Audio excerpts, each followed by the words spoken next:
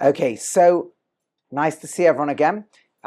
We know the procedure. Let's see the questions that are on your mind, things you'd love to discuss. We'll take a bunch of questions at the beginning and we'll try to shape what we say around them. So yeah, who's going first this week? Yeah.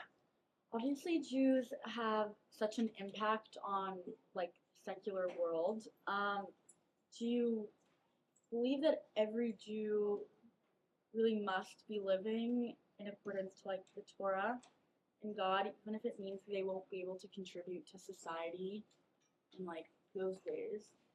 Okay, did everyone hear the question? The question is, we see lots of Jews contribute to secular society in positive ways. People who discover cures for illnesses or whatever it may be, technological breakthroughs, philanthropic work.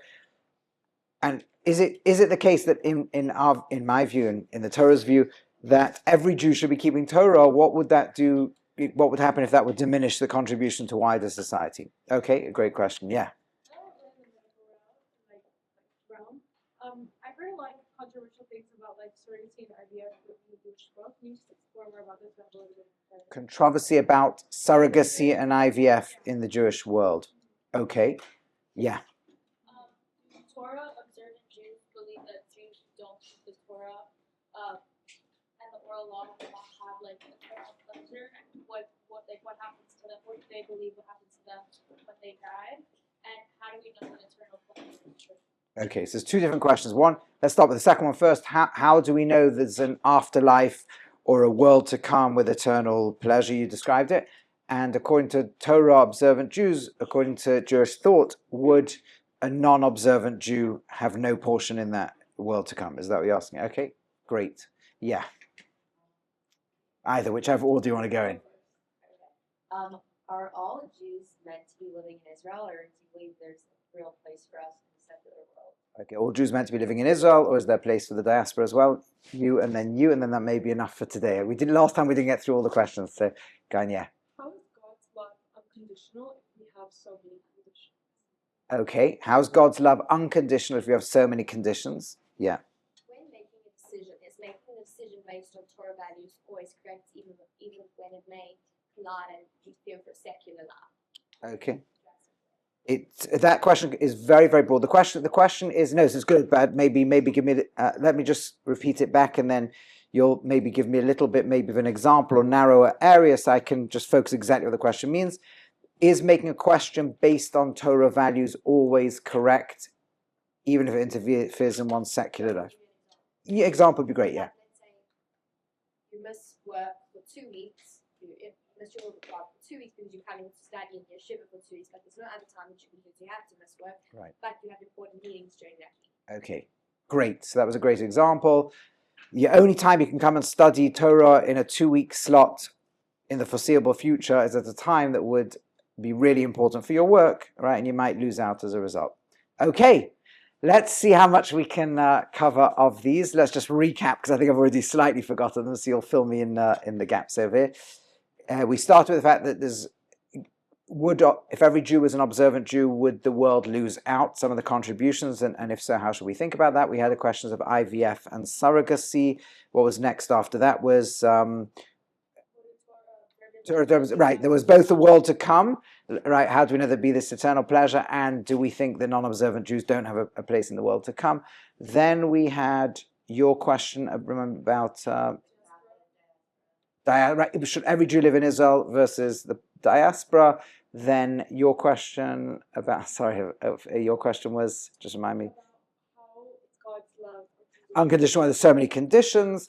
And then this was the last question, right? About do we always make things with a Torah decision? And if so, what if that impacts our secular life? Okay, bless you. Let's try to get as much of this done as possible.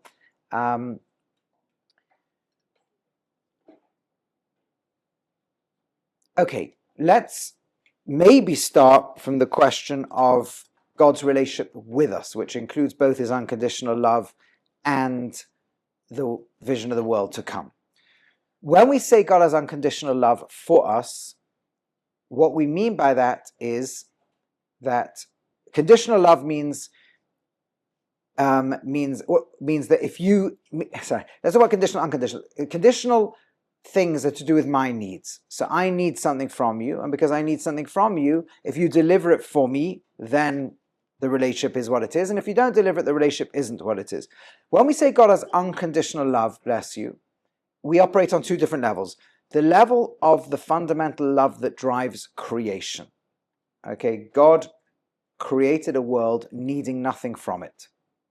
Okay, God produced a desire for a world, but as an infinite being, God doesn't have a need or a lack that the world addresses. God could create a desire, and from the desire onwards, the world is now missing something. But at its core, God's will that we should exist is unconditional. It doesn't depend on anything. Now, we then say, okay, but so why didn't God just put us in this amazing pleasure life? In other words, if God's will is just to give, which is how we understand it, then why not just put us in this perfect world of just giving? I'm sure you've heard this thought process before. It's articulated by Moshe Chaim Luzzatto. It's articulated to some degree already by much earlier writers, commentaries both in the Kabbalistic stream and in the classical philosophical stream. Why did God not just create a world full of his love? And there's many dimensions to answer the question. Let me ask you what you've heard already, because I don't want to necessarily repeat stuff you've already heard. Now, if we believe God created the world out of a pure act of love to give, why didn't he just put us all in a perfect place of a perfect life? Why do we have to have struggles, and why is there death in the world? And so what have you all heard already? Yeah. He did, but Adam and Eve. Okay, so he did, but we messed up in the Garden of Eden. What have you heard? Yeah, you, then somebody at the back, and yeah. Okay, that these struggles and these obstacles, they like open up the vessels for us to feel like Okay, yeah, you. His love. Okay, and what do you want to say? So that we can choose. Okay. These are all good points. I want to get to a deeper point that I think covers all of them. Okay, I'm sorry, I can't take all the fresh now, but these are good and important points. The question people always ask, well, could God create the world even differently to that so you can have the pleasure without having to go through pain or without having to appreciate? The deepest point is this, and this is something we discussed, I think, the last time we were together. Correct me if I'm wrong, maybe we didn't. That whenever we think about, bless you, the relationship between creator and creation, God and us, the closest metaphor we have, the nearest we can come to imagining ourselves in God's position, which we can't do, because we are physical beings who live in space and live in time, and everything we think about is space and time. We can't imagine God's perspective. But the nearest we can come to it is us creating our thoughts. Okay? If you close your eyes, you can create a universe. You can populate it with alien species. You can give it different laws to our universe. Maybe in that universe there's no gravity, but people are kind of held together and they can float around. Maybe everyone walks around upside down. There's a limit to what we can imagine. We're not good at imagining things in 4 spatial dimensions. We don't have a clue how to do that. Our brain can only pick up things it's already seen and reconfigure them, so we can't. But to some degree, we create something from nothing. Now, here's the problem. Suppose you create a load of beings in your world. None of them can ever be aware of their own existence. Why? Because you fill their world totally. You've thought them into existence. You're really what exists, not them. They are all figments of your imagination. So God thinks up a world, and we're all just figments of his imagination. But he wants to give us a sense that we actually exist. He wants to make us aware, so there's something other than him to give to. We can't do that. We can make up our beings, but they'll never be aware of themselves, because we fill the whole mind. If we pull out and try and pull back to give them a space, they'll just stop existing. If we step forward and think about them, we fill them. We cannot get rid of this dilemma. If you think about them, you fill them up, and if you don't think about them, they don't exist. God can and does. For any of you who study a bit of Kabbalah, you will have heard a word called tzimtzum, this kind of contraction, where God can create this kind of miraculous balance between existence and non-existence that eventually allows for things to exist that feel themselves. And anything that exists that feels itself is basically a creation that is a combination of God's light and love and nothing. And each such creation lies poised between existence, which is God's light and love, and non-existence. And every such being can make a choice. Do I want to have God's existence, light and love, or do I want to have non-existence? That's the choice. So when we say God's love is conditional, we don't really mean, we mean our choice to accept God's love depends on us choosing to accept God's love. If we choose non-existence, then we don't have God's love, we just don't exist. Does that make sense? And therefore, every free choice that we have in this world, which is the essence of who we are, is the choice to choose that love of God, which we also call existence, or the choice to reject it and have non-existence. And that's what we mean by the world to come. The world to come is the state of having permanently chosen existence or non-existence. Okay? That's why philosophically, once you have this model, it's apart from the fact that Torah speaks about the prophets, the Torah starts with the Garden of Eden, which is what the world to come will be. But the prophets speak about it, the oral tradition speaks about it, the Kabbalists speak about it, but philosophically, once you have this model of the world, that's what the world to come is. I'll take both questions, yeah. Do we have an idea of what the non-existent option would look like? Yeah, great question. Do we have an idea of what the non-existent option would look like? Look like we have no idea, because we can't picture it, but it's non-existence. The worst thing that could happen to a soul is it just extinguishes at death. There's nothing afterwards. Right? That's the worst thing. There's no concept that it just sits there being eternally punished for the sake of God's enjoyment to say, no, we punish you. The ultimate, the Maimonides makes it very clear in the 8th chapter of the laws of Teshuvah, of repentance, and in other places, the ultimate worst thing that could happen is non-existence. And non-existence is just literally that, non-existence. But that's a choice a human can make. Yeah. Does this verse say anything about like we have a mission, so we go in this world over and over to fulfill a mission, and we forget who we are the second we were born. But once we are in the afterworld, do we remember all of our lives? Great question. So in the afterlife, which we spoke about at length, I think last time, right? Last time we spoke about that. I don't think everyone here was here last time.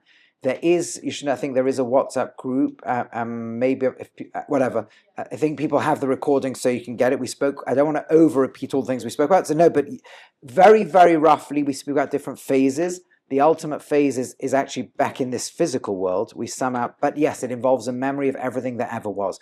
Because in the ultimate phase, God's light does fill us up. So how do we have a sense of self? Right? God's now filling us up again. The answer is because that light came into the world because of our choices. And we will always have the memory of having made that choice, and therefore we will always have our own awareness in it, if we made the right choices.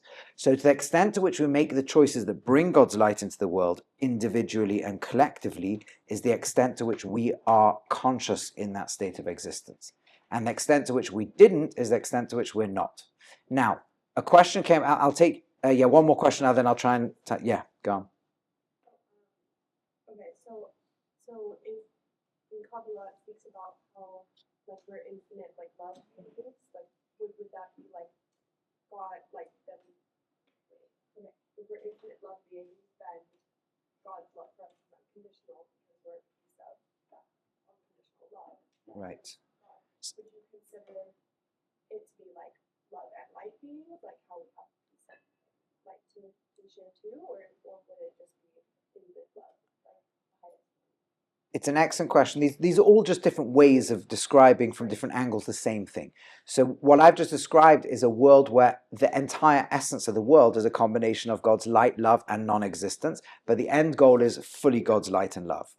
And anyone whose life was consonant with that and was making the choices to generate that and be conduits for that light and love of God, which we call Torah, by the way. That's what the word means. Torah literally means enlightenment. From the word hora'ah, education, and our light, right?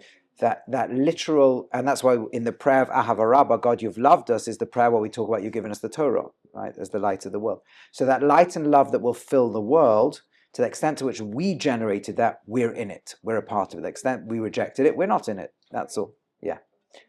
Okay. So now we get to this. We've spoken in the past about different roles for humanity as a whole. In the end, God's created a world for humanity.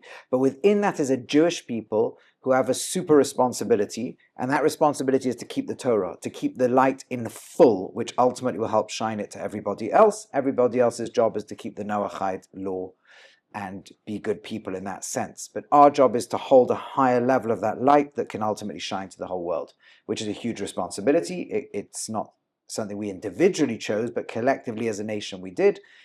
And that creates a big risk, because the chance, and that's what we say to people who want to convert. We always say to them, you know, you can go to the world to come without being Jewish, but if you join the Jewish people, in a way there's a certain privilege to the mission, but it's a very risky mission because it's very easy to fail. It's a lot easier to fail as a Jew than as a non-Jew. Amongst other things, if we don't do our job well, the world often comes and punishes us or resents us or all sorts of things, and can be very dangerous. So there's, okay, and we don't generally value things in Judaism as better and worse. Anyway, there's different roles, and you might want this role, etc. Okay, but now what happens to Jews who don't keep Torah? That's the question that was asked at the beginning. So all things being equal, our point in life is to maximize our connection to the light and the love of God, the Torah of God, and to maximize our performance of that, and to maximize the extent to which we shine that out into the world. To the extent to which we don't, let's make a very simple equation. The extent to which we do, great, we're part of that world to come. To the extent to which we don't, we're not. However, it's not as simple as that. And the reason is that no human being, no Jew, no non-Jew, will be perfect, full stop. There's no such thing. We're all engaged in a battle. Call it between light and dark, between good and bad. And all of us have different free will starting points and different levels of growth in life. And every single step we make at every moment of our life that moves forward, brings more light and love and more of God's will into the world, is a positive step, and everything we do the other way is a negative step. And we're doing these all the time. Positive, negative, positive, negative. But we're not all in the same free will place. There's a great classical essay of this written by a early to mid-20th century great thinker of Eliyahu Dessler. And he talks about what's called the Nekudas HaBechira, the free will point. And the way he describes it is like a battlefield. In a traditional battlefield, in conventional warfare, there's usually, you start with areas in each territory that are out of reach from the other side. Right? Let's say, whatever it is, even, okay, now with modern missiles it's not as obvious, but let's say, you just got the ground forces fighting each other, so the capital cities and a lot of the cities will be out of reach of the other side, and then you get closer to the front lines, and they may say no civilians are allowed past this point, and then you get closer still, where you're now in a tank range, and there's only soldiers ducking around, and then eventually sniper range, and nobody's popping the head out. But the battlefield is dynamic. As you conquer a kilometer of territory, all of a sudden new things go into your range, and some cities of yours are now safe. And you move more kilometers forward and more of your cities are safe. And that's like life. Each one of us, based on our nature and our nurture, has a battlefield. And your battlefield's not the same as mine. There may be certain good acts that you find easy and I find hard, and others where I find easy and you find hard. So my battlefield looks like this. There may be a mitzvah here that is so easy for me to do, a positive act that's so easy. It's everybody in my family does it. My genes are programmed to do it. I don't even have to think twice about it. And that's safe in my territory. I get very little credit for keeping that. It's kind of the part of me that's already shining in the light. As long as I don't really mess up in other areas, this will never be vulnerable. I'll keep it my whole life very easily.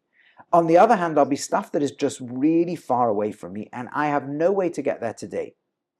Right? There are many Jews brought up, for example, in non-observant homes, where keeping Shabbat is probably impossible for them to do. Maybe they could do it this week and torture themselves, really go crazy, while all their friends and family around do it. But by next week, 2 weeks, 3 weeks, 4 weeks, it'll be like an army pushing too far forward, getting cut off.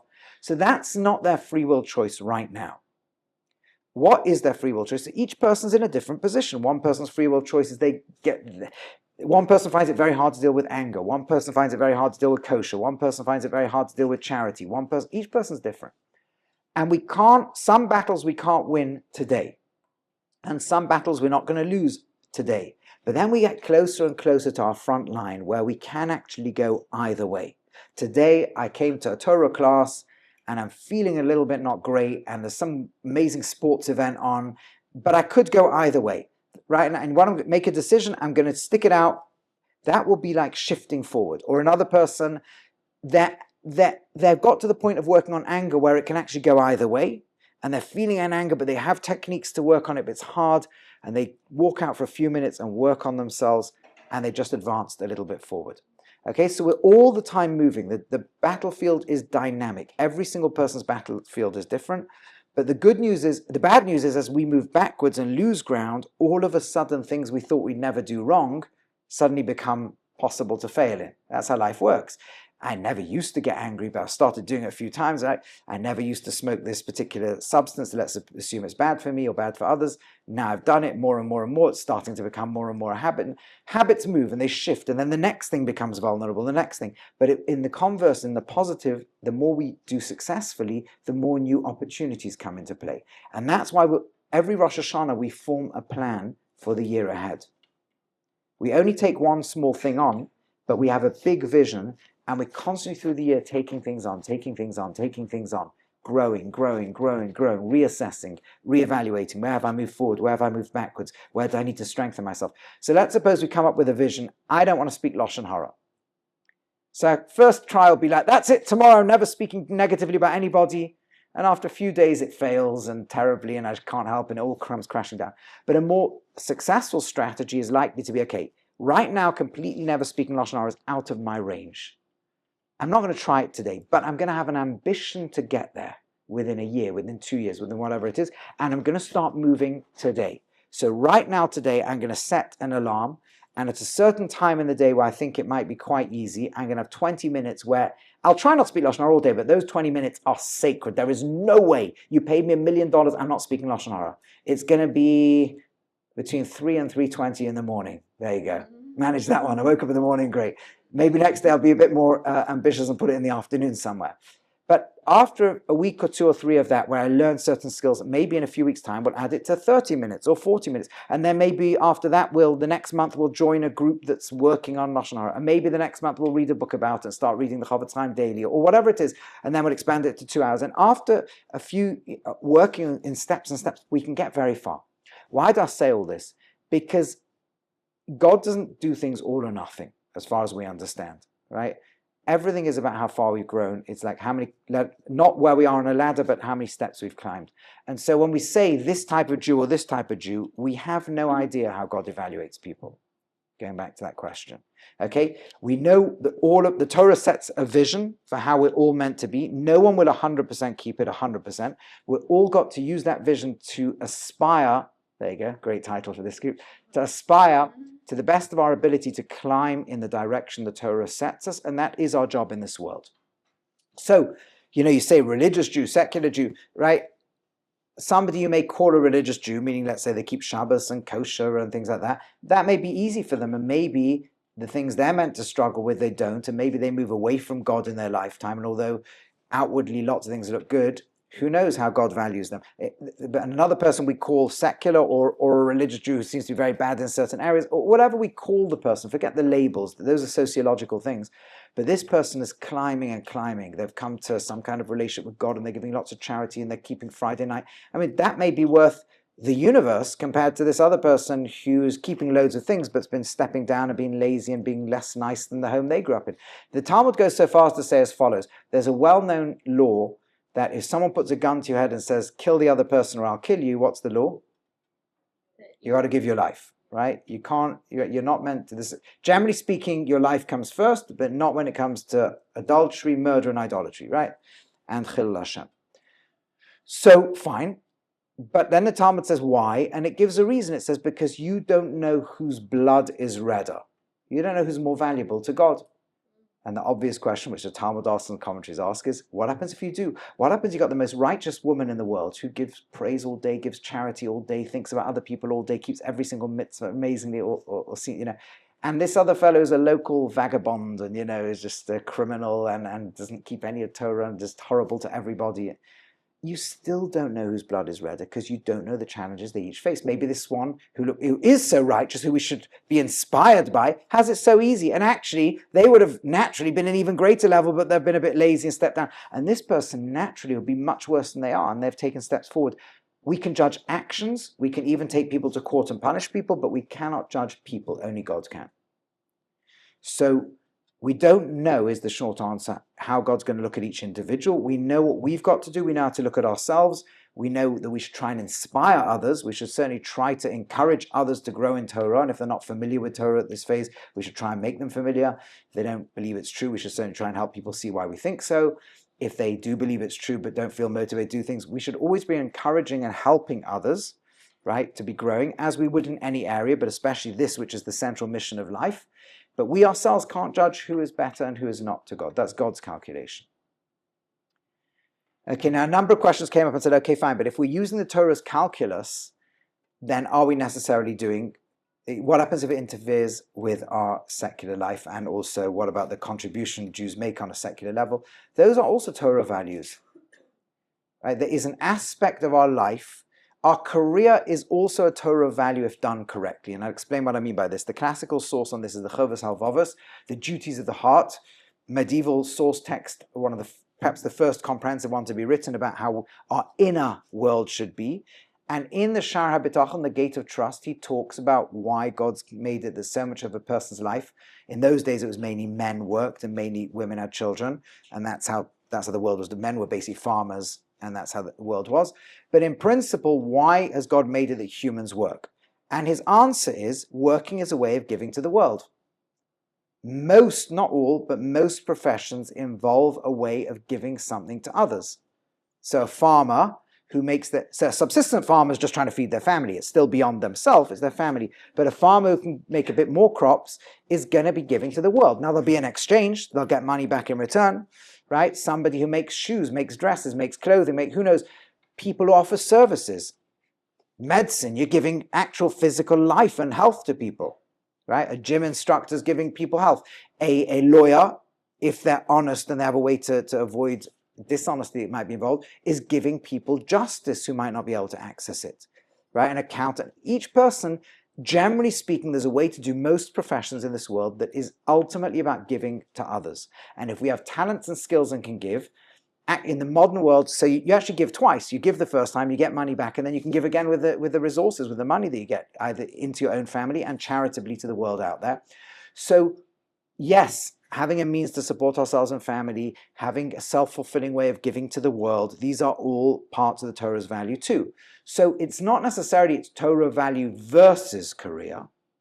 It's how do we, and that's one thing we should always have, that's why we should have an internal mission statement. What am I in the world for? It can change in life, but ideally, what am I in the world for? And what do I want this world to be about, this year to be about? Why? Because that allows all our different drives, our need to be physically healthy, our need to have financial well-being, our need to have good relationships with our family, with our friends, our need to be growing spiritually, improving our prayer, improving our observance, improving our Torah study. They can all, it's like they are all members of the senior executive team with one common mission called you.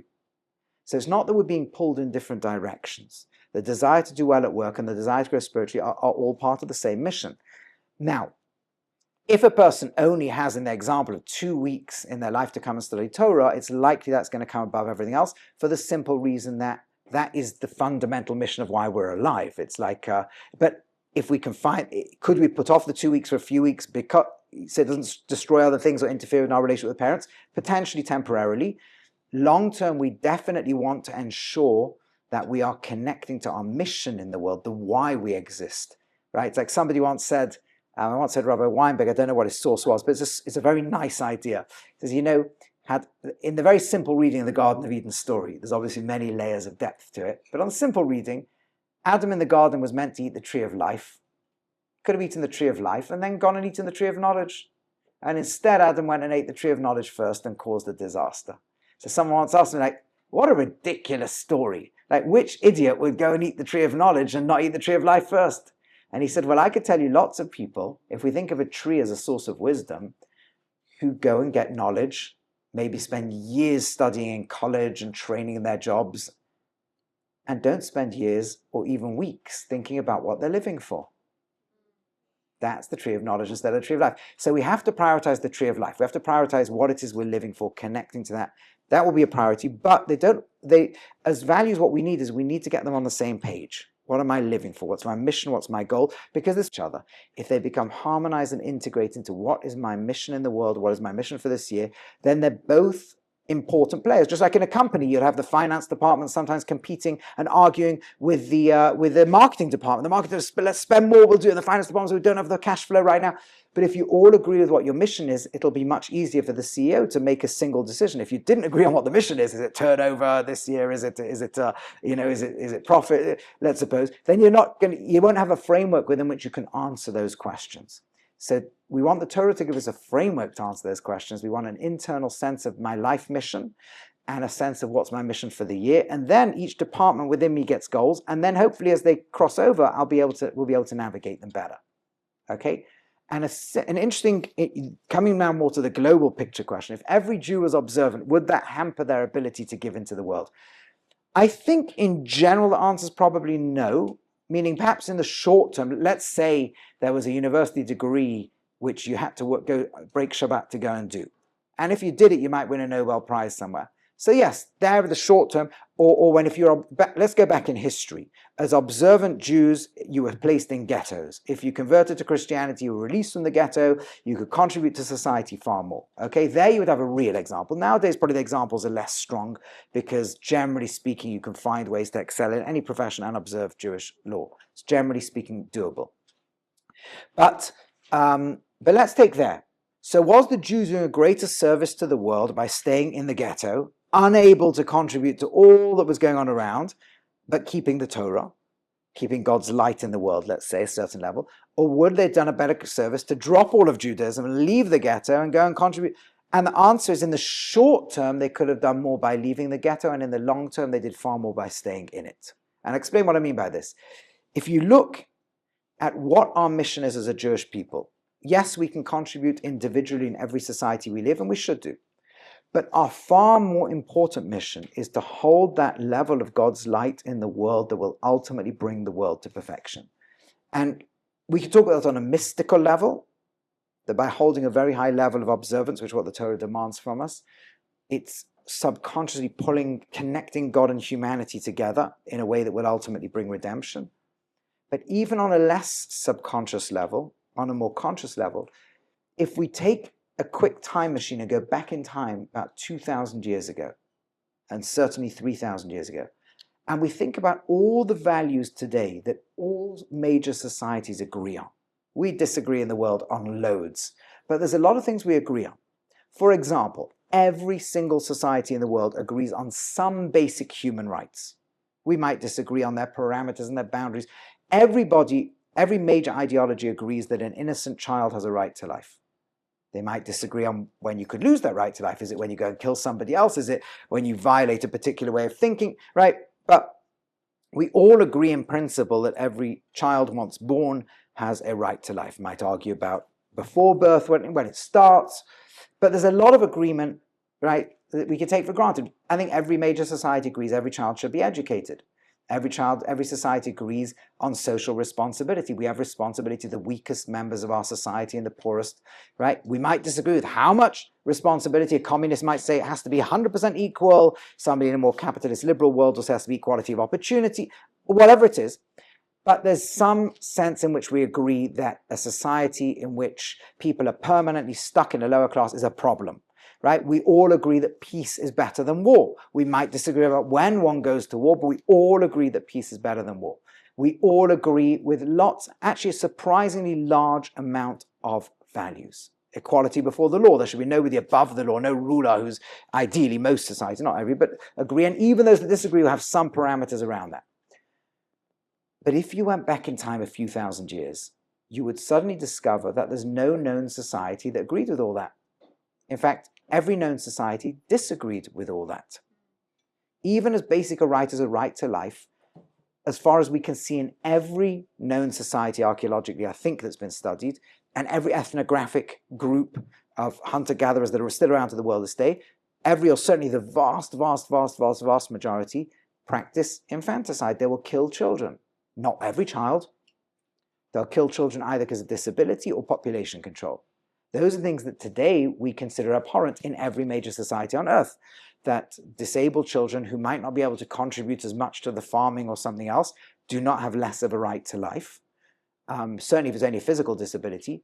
If they actually have no functioning brain, we might argue where the cutoff point is, but everybody agrees in principle that a disabled child has a right to life, and everyone agrees that too many children are born that year, you work harder. Right? There's no concept of you kill that child because you have to work harder. That doesn't exist on earth today. And it's not just primitive civilizations that believe this. Infamously, perhaps, Aristotle in Politics, Book 7, actually literally says that in an ideal city-state, disabled children should be killed or exposed, and some have to be exposed because you have to have limits on the numbers of the state. And I'm not saying that to knock Aristotle or Greeks or ancient people. I'm just showing the natural human evolutionary way of thinking does not include this universal right to life that we have today. Nor does it include this universal peace. It seems that most ancient societies came to the conclusion that power and good were somehow mixed up. And that's why, think about people in the ancient world who have things like called great people, like Alexander the Great. He was not called great because he built great hospitals, or ran great charitable organizations, or built great education systems. Why is he called the Great? Because he conquered and pillaged and plundered. But in the ancient world, that was what a good ruler does. A really great ruler is great. And that makes people thought that was what divinity was. You know, he began to be considered divine when he got to the gates of India, because now he's like a godly guy. You know, that's what gods do. They conquer. So again, I'm not saying it's to knock the ancient world. For whatever reason, humans evolve a very nice behavior in the clan. And then there's this sense of, it's not everyone has a right. Peace isn't the ideal. Conquest and dominance and control are. And societies were typically very, very hierarchical. Group A conquers Group B, they had different laws. Group A and B conquer Group C, they have different laws. You had 3 types of citizens in ancient Babylonia and 20 at one point in China. And that's just how every society seems to develop. This idea every child has an education did not exist. Why were children not taught to read or write in the ancient world? So some societies had really complicated writing systems that take years to master, and the average kid had to start working on the farm. Fine. But once the alphabet hit the world about 3,500 years ago and spread to every society, any young child could learn to read or write. So why were they not taught to read or write? Because that would challenge power. You see, one of the best things that kept an empire stable was the limited number of people who could read or write, because those who could not read or write could not run the empire. Simple as that. So in Rome, the city of Rome itself had 5, maybe some I think as high as 10%. They were the children of the elite. They could read or write. They would go and become governors and military commanders and all this. And everybody else couldn't. And that meant that the risk of toppling the government as the entire system collapses, that helped keep order. Only the elites could possibly rule. So again, and none of this is to knock anybody in the ancient world. Social responsibility, people believed poor were meant to be poor. That's how the world thought. Torah changed all of this. This was the first book that we know of in the ancient world that radically challenged all of these and many, many, many other values. Many. So, and you should know, it's not just when the Torah came into the world originally, it took a long time before other cultures started taking on its ideas and values. In the end, it spread through other religions like Christianity and Islam, which very much are centered around Torah's ideals and values. The Old Testament is still a part of the Christian Bible, and the Quran is full of the references to the Prophet Moses. In fact, he's the most mentioned character in the Quran, and our law, the Sharia, the law that God gave to him, this is absolutely front and center. And so these values that are radical in the ancient world start to spread. Monotheism, there's one infinite God who loves all human beings, right? The vision of peace that's articulated most clearly in the prophets, in Isaiah and in Micha and so on. The idea that every child has an education, literally written into the words we say in Shema V'shinantam Lavanecha, and the Talmud expresses it as any city that doesn't, or town doesn't have school for all its children has to be excommunicated. Jewish law, right? The idea that you're responsible for your weak, because that is probably the single most emphasized point in the whole of Tanakh. Right? These are just revolutionary concepts, the absolute right to life in the image of God, right? Even if they're disabled, these are, even if too many born that year, these change the world. So in the short term, whoever was the doctor in Roman society might have had a bigger impact than the Jew grandmother or grandfather sitting somewhere trying to keep their Judaism. But thousands of years later, that grandmother and grandfather was a part of the greatest moral revolution that has saved far more lives than the doctor would have done in Rome. So yes, they don't have to be a conflict usually, but what the Torah has already brought to the world, right? Us observing it, when we do it correctly, it becomes like a beacon of light that others then take and run with. And that's the partnership between us and the world. The values change, each nation has a way of contributing to it. But in the end, our job is to hold on to that God put into the world, to bring something can be ideally, as Isaiah describes it, Oragoyim, it will eventually light the world up for all nations, who will all come together, come to God. So we have a very, very big responsibility, not just to ourselves, but to the whole world, to help the whole world get close to God, and the whole world get to the ideals God wants. And that's true to this day. There's an enormous amount of light still to generate in the world.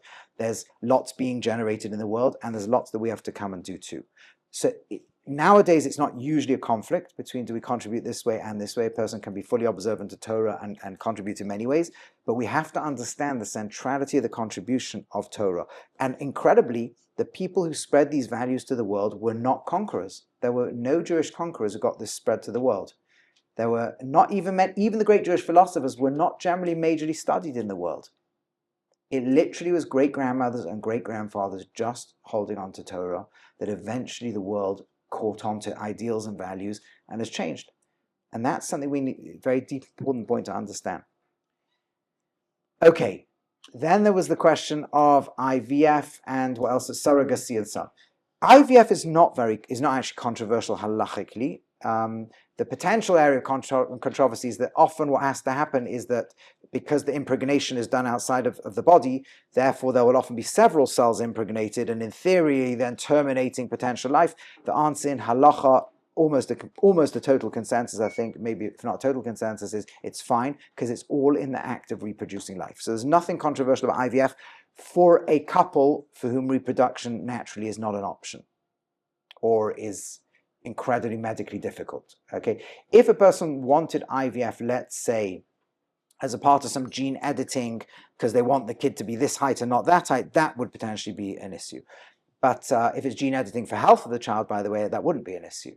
That's a perfectly valid reason. Again, so where the boundary is, that'll be case dependent and need if it's a grey area, we'll need a halachic decision maker to weigh in. There are many, many, many factors to bring into a decision like that.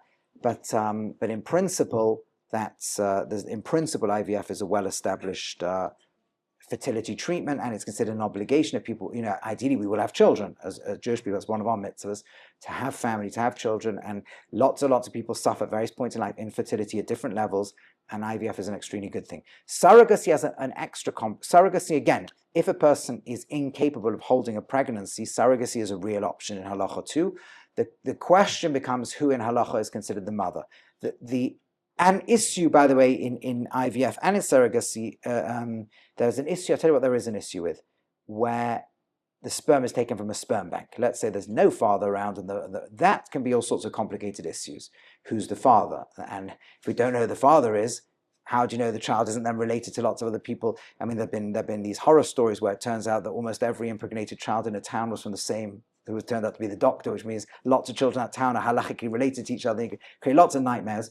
So where it's between, let's say, a clear married couple, let's take that scenario, there's a man and a woman who are married who struggle with fertility, IVF is definitely an option, more than an option. Sometimes it's absolutely the right thing to do, usually it's the right thing to do in that situation.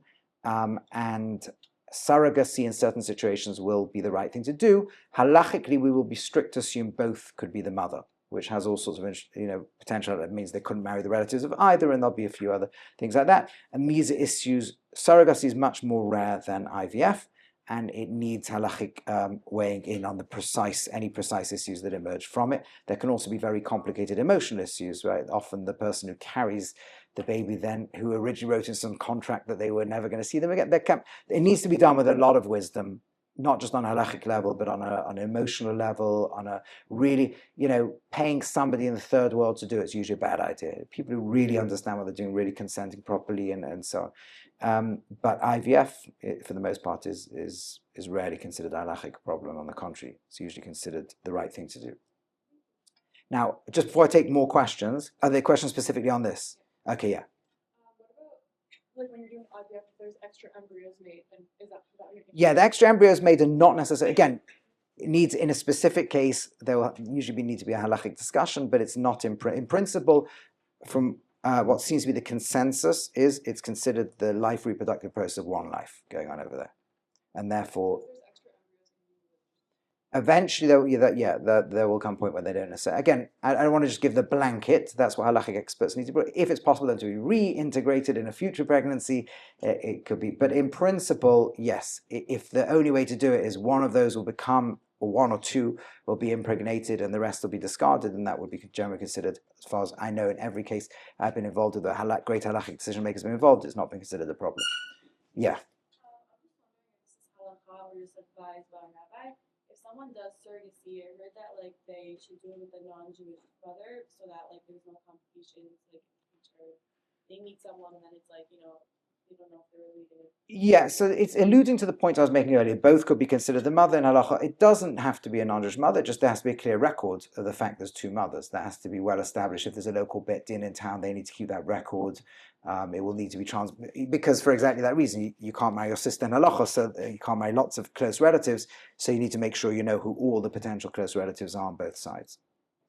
There may be other reasons, but yeah, I don't think, as far as I'm aware, I've not been involved in speaking to great rabbis about an actual real scenario when it came up, so I don't want to give a definitive thing, but I don't think there'd be, I don't think it would necessarily be, I think the preference would be to make sure you keep the records.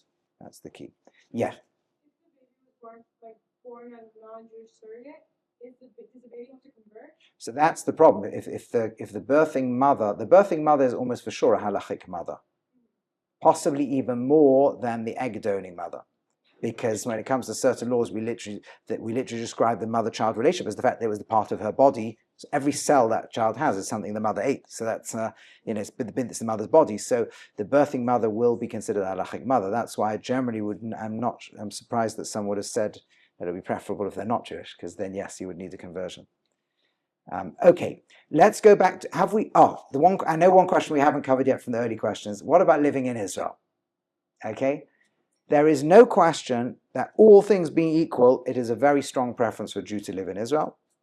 So much so that Rashi and Ramban and many Torah commentators argue that mitzvot can only be fully done in Israel. Right? There's many mitzvot that say explicitly ki tavo el haaretz, when you come to the land. There are many mitzvot that physically can't be done outside of Israel.